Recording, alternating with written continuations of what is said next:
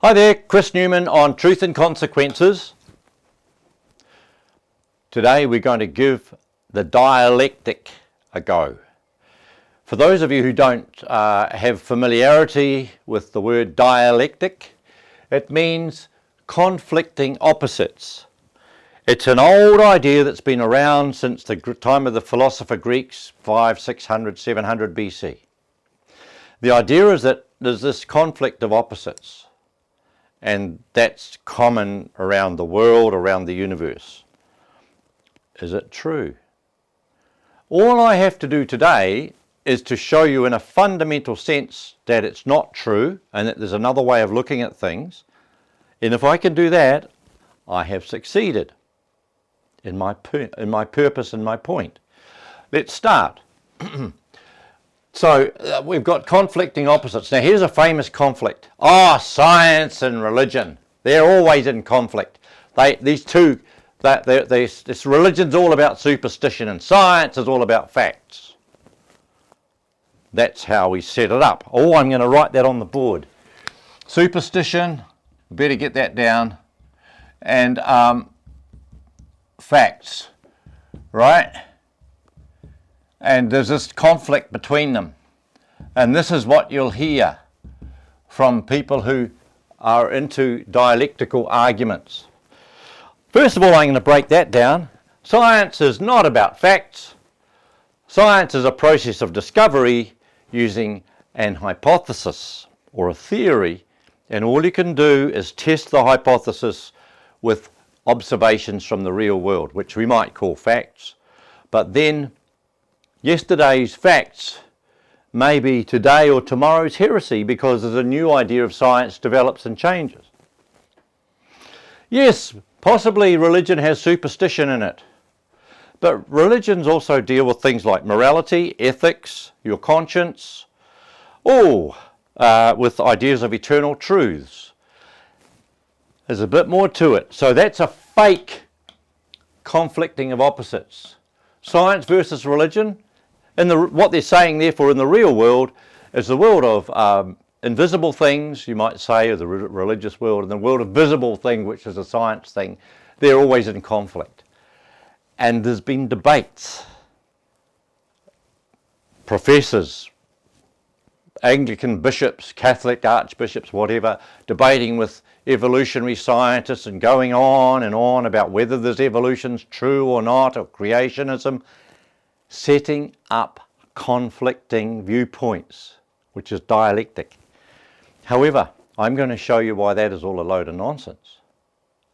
Because the human being, in the real world, that's us, we experience the real world, and I'm going to make these little divisions, through our intellect, logical thoughts, through inspiration, which is coming in from that feeling of elation and being inspired to extend your understanding, and also intuition, which is a deeper insight in seeing patterns. So in the world of experience, we have science dealing with all those scientific things. We have the religious world. Now you can be an atheist and still be religious, dealing with all the inspiration. And we've got the art world. Got it now. See, we've got science, religion and art. We've got in the art world dealing with the creative interpretation and the seeing of patterns and of resonance in nature, colours and hierarchy and all those things. Here's an interesting part of this model. The intersection of science and art gives us technology. The intersection of science and religion, even if you're an atheist, that's still your religion, is philosophy. And the intersection of religion and art is culture. Bang! So we've got philosophy, culture and technology. We've got science, religion and art. And in the human being, we've got our intellect, our inspiration and our intuition. And I can make that even more simple. You feel, you know, and you see.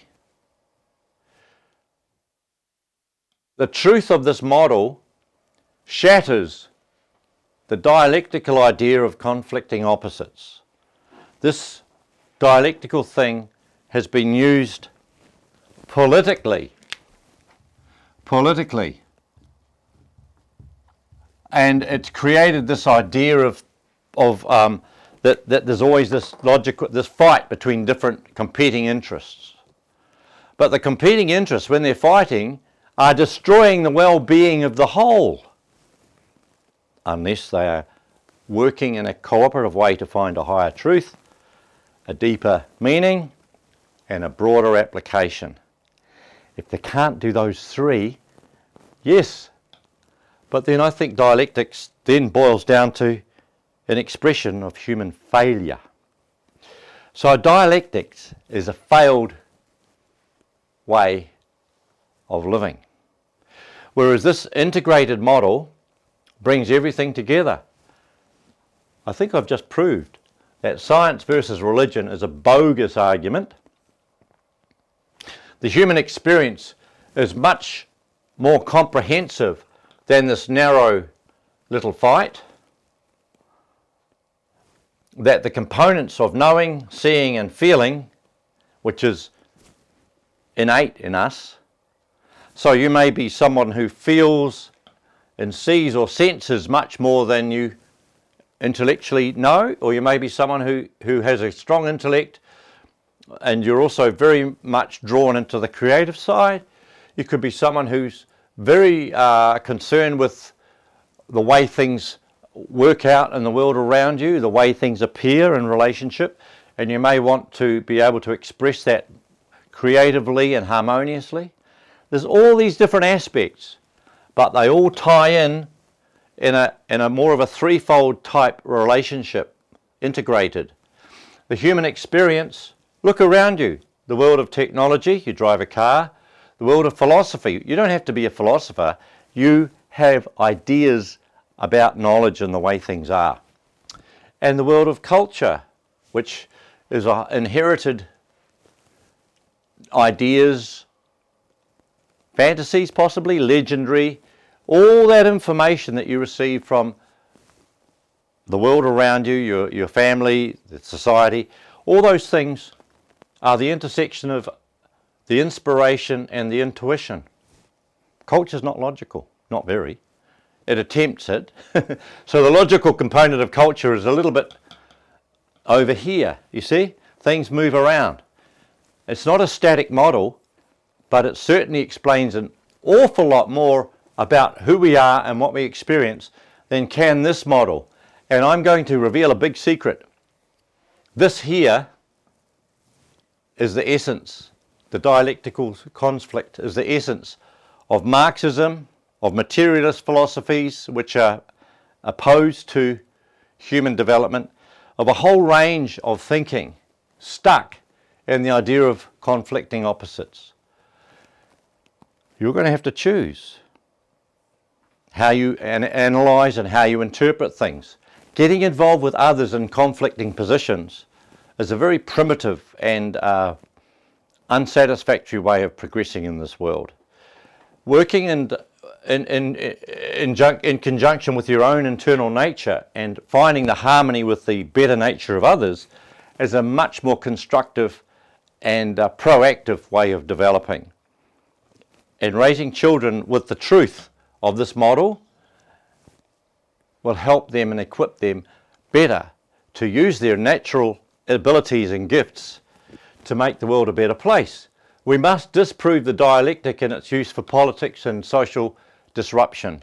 And we must integrate this model of human experience. Look for the third part in the puzzle, and then you'll find balance. It's not balance like that, just between two opposing things. There's always a third point, the middle and around. Thank you for your time and interest, and I trust that this will provoke good thinking, good action and good inspiration on your part. Thank you, Chris. Over and out.